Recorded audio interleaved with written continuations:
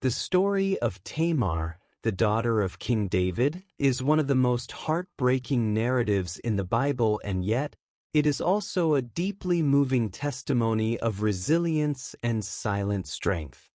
Found in 2 Samuel chapter 13, her story is not often preached from the pulpit, but it deserves to be heard.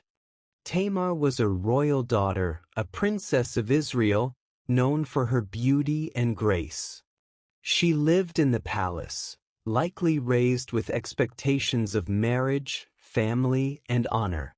As the daughter of a king, she wore the richly ornamented robe that symbolized both her royalty and her virginity, her worth, identity, and future all intertwined with her position in the royal family. But her life took a tragic turn when her half-brother, Amnon, the firstborn son of David, became obsessed with her. Instead of seeing her as a sister to protect and love, he viewed her with lust and entitlement. Amnon devised a deceptive plan, pretending to be ill and requesting that Tamar be sent to his quarters to cook and serve him food. Unaware of his intentions, King David unknowingly facilitated this meeting by sending Tamar into Amnon's room. After the act, the evil didn't stop there. The one who claimed to love her now hated her with intense hatred, so much so that the hatred he felt was greater than the love he had claimed before. He ordered his servant to throw her out and bolt the door behind her. This cruel rejection was a second violence.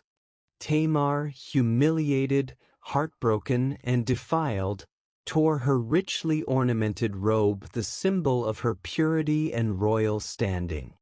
She put ashes on her head and wept aloud, publicly mourning her shame and pain.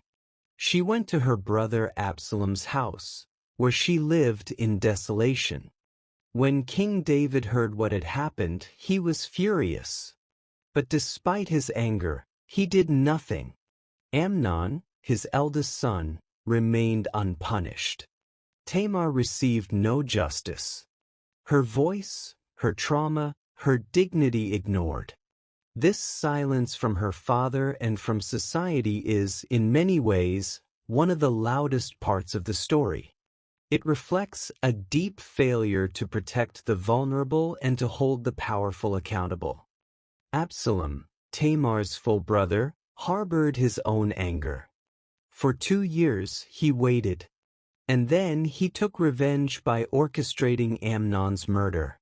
But Tamar's pain was not healed by bloodshed. Her story had been reduced to a cause for vengeance, not restoration. In her suffering, Tamar became a symbol of all who have been violated and silenced. Her story has resonated for centuries with those who have experienced injustice, abuse, and betrayal.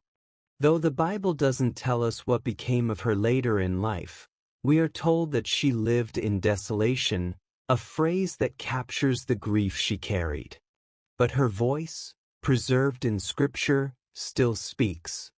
In her suffering, Tamar became a symbol of all who have been violated and silenced. Her story has resonated for centuries with those who have experienced injustice, abuse, and betrayal.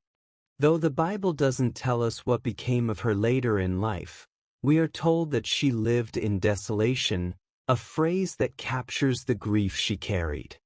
But her voice, preserved in Scripture, still speaks.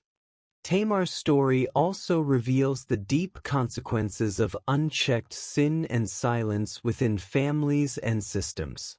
David's failure to act allowed cycles of violence to continue. It is a warning to all of us about the cost of ignoring abuse and protecting the powerful at the expense of the vulnerable.